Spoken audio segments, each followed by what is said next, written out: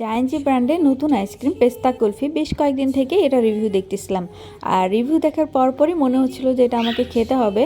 তো গতকালকে আমি এটা ফ্রিজে এনে রেখে দিয়েছিলাম, গতকালকে আর সময় পাইনি, তাই ভাবলাম আজকে এটা ওপেন করি আর আপনাদের সাথে শেয়ার করি।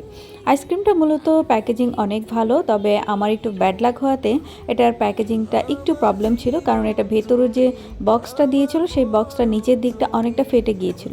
আর ফেটে যাওয়ার কারণে আইসক্রিম অনেকটাই গলে গলে নিচে পড়ে গিয়েছে। বক্স আমারটা ফেটে গেলেও অন্যান্য যে বক্সগুলো সেটা অবশ্যই ভালো হবে, তো সেটা কোনো ব্যাপার না। তো এবার দেখা যাক এটার টেস্ট কেমন হয়। তা আমি এটাকে প্রথমে খুলে নিয়েছি, যেহেতু এটা একদম গলে গলে পড়ে যাচ্ছিলো। আমি তাড়াতাড়ি করে এটা ওপেন করে নিয়েছি, কারণ বাতাস পাওয়ার সাথে সাথে এটা অনেক বেশি গলে যাচ্ছিলো আর নিচে একদম মেখে যাচ্ছিলো। তা আমি এটা প্রথমে একটু চামচ দিয়ে কেটে খেয়ে দেখছিলাম। এটার টেস্ট আসলে অনেক ভালো, আর পুরোটাই হচ্ছে বাদাম দিয়ে তৈরি, মানে পেস্তা বাদাম মূলত খেতে যেমন ঠিক ওরকম কিছুটা লাগছিল, আর অনেক বেশি ভালো লাগতেছিল। আমার তো অনেক বেশি ভালো লেগেছে। আই হোপ যে আপনারাও ট্রাই করবেন এটা, আর এটা খেতেও অনেক বেশি ভালো লাগবে।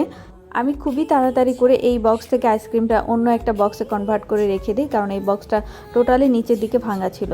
যাই হোক, এখানে কিন্তু সিজুও চলে এসেছে আইসক্রিম খাওয়ার জন্য।